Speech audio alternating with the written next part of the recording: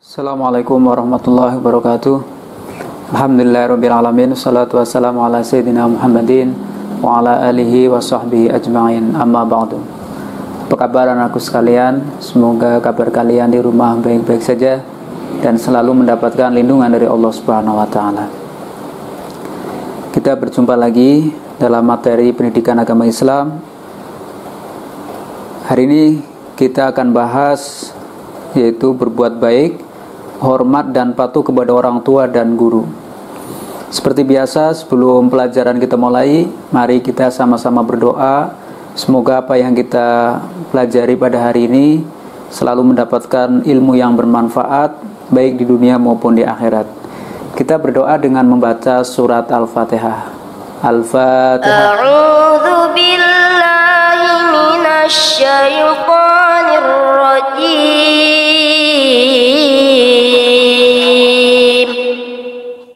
Bismillahirrahmanirrahim. Alhamdulillahi rabbil alamin.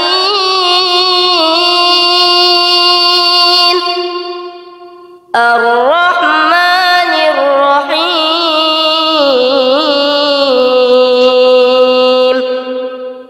Maliki yaumiddin.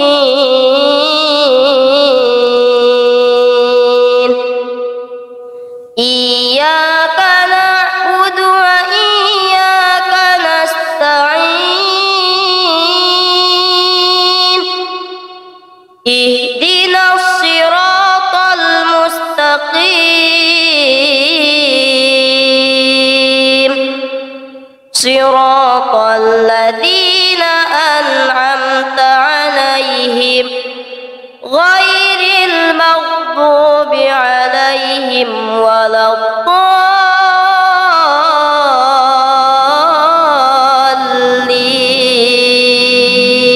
Fatihah telah selesai, mari kita bahas materi yaitu berbuat baik, hormat dan patuh kepada orang tua dan guru. Namun sebelum materi saya lanjut, saya ingatkan untuk mengisi daftar hadir dan mengikuti pembelajaran ini sampai selesai. Setelah mengikuti pembelajaran, kalian berikan kesimpulan di kolom komentar. Materi yang akan kita bahas adalah hormat dan patuh kepada orang tua dan guru. Setelah itu memahami perilaku hormat kepada orang tua dan guru, memahami perilaku patuh kepada orang tua, terus memahami cara hormat kepada orang tua dan guru, terus memahami cara patuh kepada orang tua dan guru.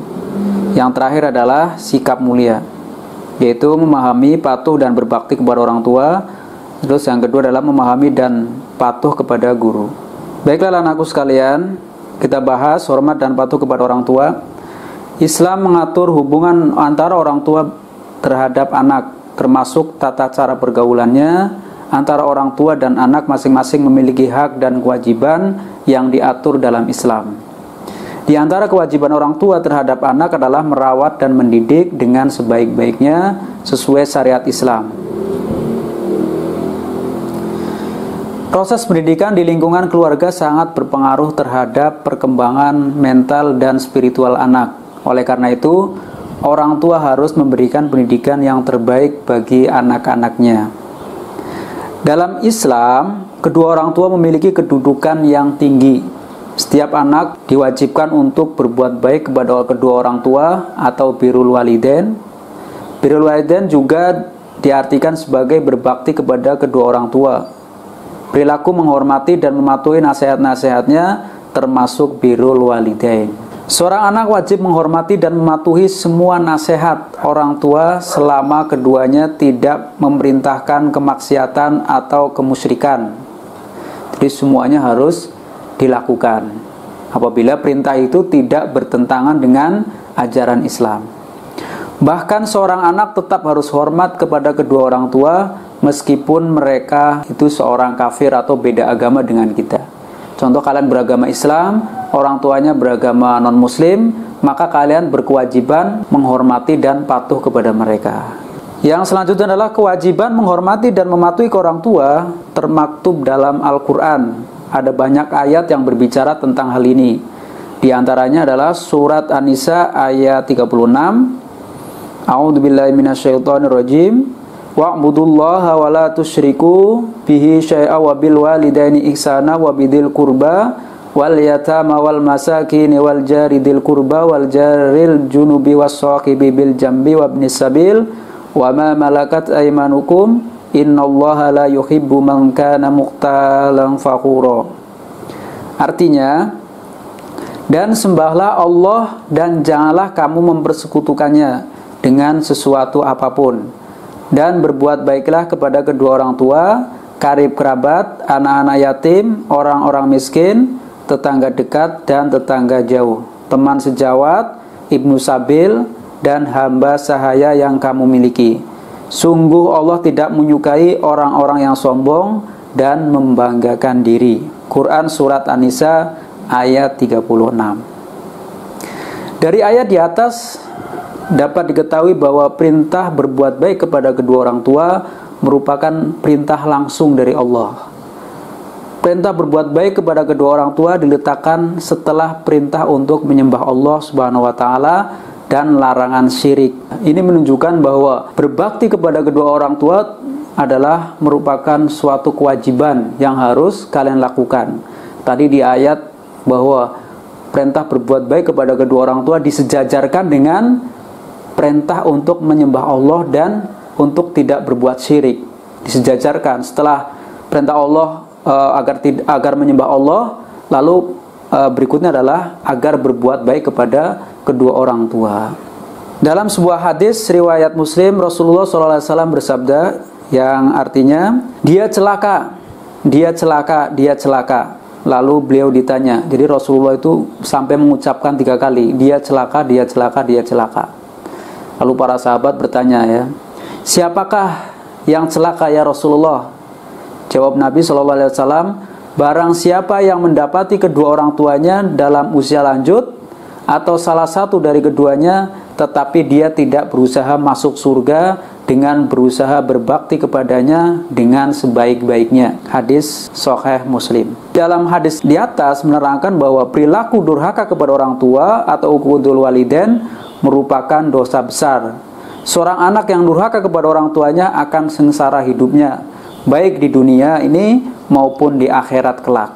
Jadi dosa durhaka kepada orang tua balasannya langsung di dunia, bahkan nanti di akhirat juga akan mendapatkan siksa. Hidupnya akan sengsara, tidak akan pernah merasakan kebahagiaan. Jadi umpama kalian ingin bahagia dunia dan akhirat, maka berbuat baiklah kepada kedua orang tua. Lalu bagaimana cara kita berbuat baik kepada orang tua? Yang pertama adalah apabila orang tua masih hidup, yaitu mendengarkan semua perkataannya dengan penuh rasa hormat dan rendah hati. Jadi orang tua akan sangat bahagia jika anak-anaknya mendengarkan nasihat-nasihatnya untuk kemudian dilaksanakan dalam kehidupan sehari-hari. Pasti orang tua akan bangga melihat anaknya mau mengikuti nasihatnya. Jangan sampai kalian membantah. Contoh, orang tua merintah untuk sholat, ya harus melaksanakan sholat. Contoh lagi, orang tua menyuruh kalian untuk belajar, kalian harus laksanakan. Jangan malah sibuk main HP sendiri. Nah, apabila kalian sibuk main HP sendiri, apabila orang tua sedang ngomong atau memberi nasihat, maka kalian termasuk anak yang durhaka kepada orang tua. Nauzubillah min dzalik, ya. Jangan sampai kalian tidak menghormati atau tidak mendengarkan apabila orang tua sedang memberi nasihat ke kalian itu. Terus yang kedua adalah membantu pekerjaan rumah atau pekerjaan lain yang dapat meringankan beban orang tua. Mama kalian sudah belajar, ya, udah mengerjakan semua tugas-tugas dari sekolah, maka apabila kalian punya waktu, bantulah orang tua. Banyak ya pekerjaan rumah, mama nyapu atau nyuci dan lain sebagainya. Atau orang tua nyuruh kalian untuk belanja, maka harus dilaksanakan. Tujuannya adalah supaya kalian menjadi anak yang berbakti kepada kedua orang tua, ya. Terus yang ketiga adalah senantiasa meminta doa restu. Jadi setiap aktivitas yang dilakukan maka hendaknya kalian meminta doa restu. Ya, doa restu orang tua akan menjadi modal berharga dalam meraih kesuksesan. Doa ini menjadi penyempurna ikhtiar yang telah dilakukan anak. Mama kalian mau berangkat sekolah, minta doa restu. Ma, Pak, saya minta doa restu. Tolong doakan saya supaya saya dimudahkan dalam belajar. Itu. Jadi setiap hari harus minta doa restu, minta doa kepada orang tua. Gitu. Dalam hal ini Rasulullah SAW bersabda, yang artinya 3 macam doa yang akan dikabulkan dan tidak ada keraguan pada ketiganya, yaitu doa orang yang dizolimi, orang yang dianiaya nih, doanya mustajab. Ya, makanya hati-hati dengan menganiaya orang. Jika kalian menganiaya orang, terus orang yang kalian aniaya itu berdoa, maka doanya langsung mustajab. Terus yang kedua adalah doa orang musafir, yaitu orang yang sedang bepergian, yang tujuannya adalah baik ya.